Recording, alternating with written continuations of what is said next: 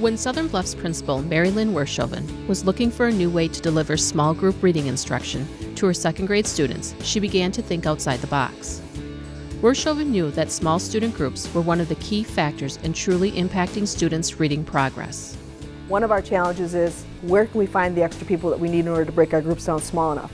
And she didn't have to look far to find additional high-quality teachers that could deliver reading instruction to the young students.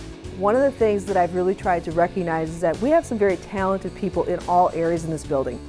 And the fact that a person is an art teacher, a music teacher, or a Phi-Ed teacher, people don't often realize that they went through the same methodology courses as everyone else, and they have the same instructional skills, whether it be language arts, art, or music, or Phi-Ed. And it allows us to be able to use the talents of those individuals in another way, other than instructing in their specialty areas.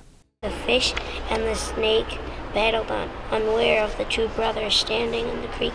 Physical education teacher Mark Schuda uses the time to read books about recreational hobbies that align with his lessons.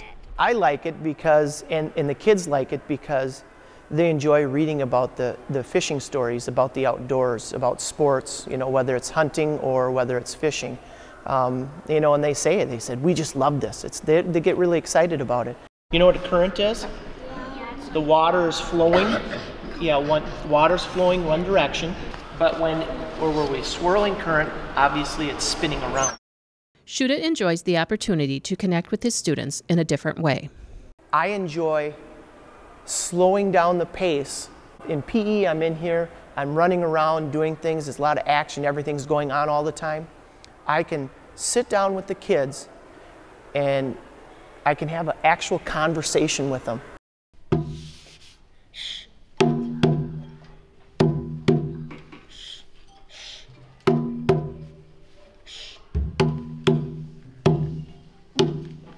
Music teacher Kendra Congdon-Weiser used her time with students to draw a connection between literacy and music.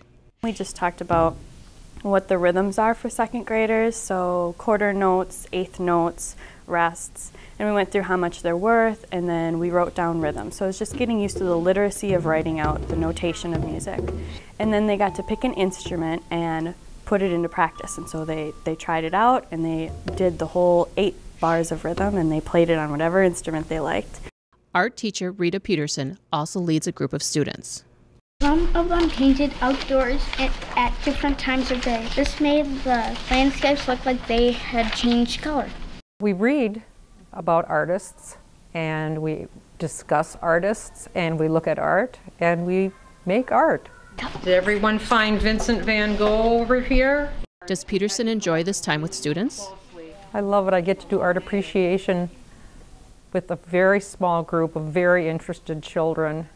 Peterson was excited about the opportunity to work with students on their reading skills when approached by Wershoven with the idea. I thought, great, because we do a lot of literacy work in here, because I think that reading and literacy are the key to all education. And what do the students think? The kids think it's awesome. I think that the kids really have a whole new appreciation of the talents of these teachers. Very impressionistic. And thanks to the efforts of these specialists at Southern Bluffs, students are experiencing great success in reading.